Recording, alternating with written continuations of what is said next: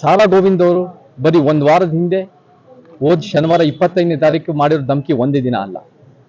ಅವರ ಹಿನ್ನೆಲೆ ನೋಡಿದ್ರೆ ನಾವು ಕೇಳ್ಪಟ್ಟಿದ್ದೀವಿ.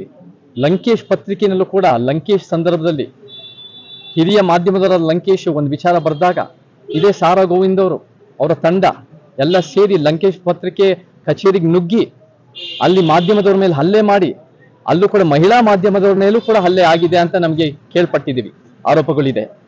ಅದರ ಜೊತೆ ನನಗೆ ಸಿನಿಮಾ ರಂಗದಲ್ಲೂ ಕೂಡ ನನಗೆ ಬೇರೆ ಬೇರೆ ರೀತಿ ಫೋನ್ ಕಾಲ್ಗಳು ಬಂದು ಅನೇಕರು ಹೇಳಿದರೆ 16ರಿಂದ 18 ಸಂದರ್ಭದಲ್ಲಿ ಇದೇ ಸಾರಾ ಗೋವಿಂದ್ ಅನ್ನೋ ವ್ಯಕ್ತಿ ಏನು ಮಾಡಿದ್ದಾರೆ ಅಂದರೆ ಬೇರೆ ಬೇರೆ ರೀತಿ ಕರ್ನಾಟಕ ಫಿಲ್ಮ್ ಚೇಂಬರ್ ಆಫ್ ಕಾಮರ್ಸ್ನಲ್ಲಿ ಬೇರೆ ಬೇರೆ ದುಡ್ಡಿನ ಸಮಸ್ಯೆಯಲ್ಲಿ ಅವರೇ ಉಂಟು ಮಾಡಿದ್ದಾರೆ, ಕಳ್ತನಗಳು ನಡೆಯಿದೆ ಅಂತ ಒಂದು ಆರೋಪಗಳಿದೆ.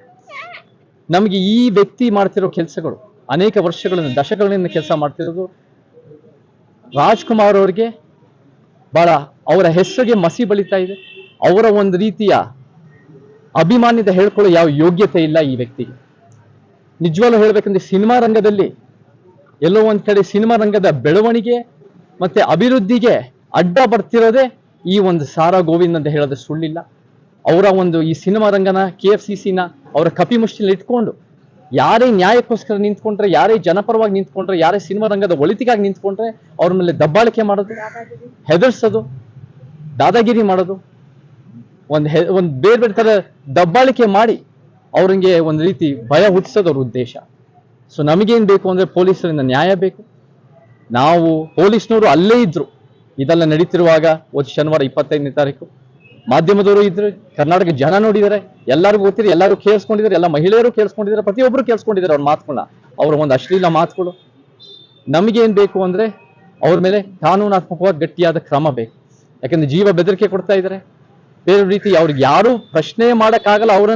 ಅವರು ಕಾನೂನು ಮೀರಿದ್ದು ಅನ್ನೋ ರೀತಿಯಲ್ಲಿ ಕಾನೂನು ಯಾವ ಬೇಕಾದ್ರೂ ಕೈಗೆ ತಗೋಬಹುದು ಅನ್ನೋ ರೀತಿಯ ಒಂದು ರೀತಿಯ ಭ್ರಮೆನಲ್ಲಿದೆ, ದುರಾಂಕಾರದಲ್ಲಿ ಗೂಂಡಾ ವರ್ತನೆಯಲ್ಲಿ ನಡ್ಕೊಂಡು ಹೋಗ್ತಾ ಇದ್ದಾರೆ. ಇದು ತಡವಾಗಿ ಅಂತ ಪ್ರಶ್ನೆ ಬರಲ್ಲ. ಇಲ್ಲಿ ಏನಾಗಿದೆ ಅಂದ್ರೆ ಪ್ರತಿದಿನ ನಮಗೆ ಏನೇನು ಮಾಹಿತಿ ಇದೆ ಎಲ್ಲ ಕಳೆ ಹಾಕಿ ಎಲ್ಲ ಸಂಗ್ರಹಣೆ ಮಾಡಿ ನಾವು ಎಲ್ಲ ಸಂಘಟನೆಗಳ ಮುಖಾಂತರ, ನಾನು ಒಬ್ಬನೇ ಬರಬೇಕು ಅಂದ್ರೆ ಅವತ್ತಿನ ದಿನನೇ ಬರ್ಬೋದಾಗಿತ್ತು, ಬಟ್ ಎಲ್ಲ ಸಂಘಟನೆ ಜೊತೆಗೆ ಸೇರಿ ನಾವು ಬರಬೇಕು ಅಂದಾಗ ಒಂದು 5-6 ದಿನ ಆಗಿ ಪಕ್ಕ ನಾವು ದಾಖಲೆ ಇಟ್ಕೊಂಡು ನಾವು ಇವತ್ತು ಬಂದಿದ್ದೀವಿ. ಇವಾಗ ಏನ್ ಹೇಳಿದ್ದಾರೆ, ನಮಗೆ ಅಕ್ನಾಲಜ್ಮೆಂಟ್ ಕೊಟ್ಟಿದ್ದಾರೆ. ಅಕ್ನಾಲಜ್ಮೆಂಟ್ ಕೊಟ್ಟು ಅವ್ರು ಏನ್ ಹೇಳಿದ್ದಾರೆ ಅಂದ್ರೆ ಅವ್ರು ಒಂದು ಲೀಗಲ್ ಒಪಿನಿಯನ್ ತಗೊಂಡು 4ರಿಂದ 5 ಗಂಟೆ ಒಳಗೆ ನಮಗೆ ಏನೇನು ಕಾನೂನಾತ್ಮಕವಾಗಿ ಮಾಡ್ಬೋದು ಅಂತ ಮಾಡ್ತಾರೆ ಅಂತ ನಮಗೆ ಮಾತು ಕೊಟ್ಟಿದ್ದಾರೆ. ನಾವು ಅವರನ್ನ ನಂಬ್ತಾ ಇದ್ದೀವಿ. ಅವ್ರು ಕಾನೂನು ಎತ್ತಿಡಿತಾರೆ, ಯಾರು ಕಾನೂನು ಮೀರಿರೋರಲ್ಲ, ಎಲ್ಲರೂ ಕಾನೂನು ಅಡಿಯಲ್ಲಿ ಸಂವಿಧಾನ ಅಡಿಯಲ್ಲಿ ಇದ್ದಾರೆ ಅನ್ನೋ ರೀತಿಯಿಂದ ನಮ್ಗೆ ನಂಬಿಕೆ ಇದೆ. ಇದರಲ್ಲಿ ನಾನಷ್ಟೇ ಅಲ್ಲ, ಇಲ್ಲಿ ಎಲ್ಲಾ ಜನಪರ ಸಂಘಟನೆಗಳು ಜೊತೆಗೆ ಸೇರಿ ಇಲ್ಲಿ ನನ್ನ ಜೊತೆ ನಾವೆಲ್ಲರೂ ಸೇರಿ ದೂರು ಕೊಟ್ಟಿರೋದು.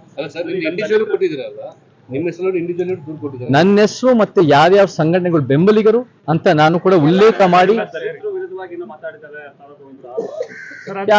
ಅದನ್ನ ನಾವು ಮುಂದಿನ ದಿನಗಳಲ್ಲಿ ನಾವು ಮಾತಾಡ್ತಾ ಹೋಗ್ತೀವಿ. ನಮಗೆ ತಾಳಕ್ಕೆ ಯಾರು ಒಂಥರ ಕುಣಿತಾ ಇದ್ರೆ, ತಾಳಕ್ಕೆ ಒಂದು ರೀತಿ ಈ ಬೇರೆ ಬೇರೆ ರೀತಿ ಒಂದು ದಲಿತ ವಿರೋಧಿ ಮಾತಾಡಿದಂತೆ ಆರೋಪ ಇದೆ.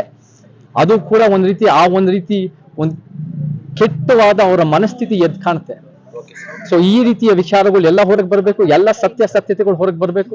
ನಮಗೆ ನ್ಯಾಯ ಬೇಕು.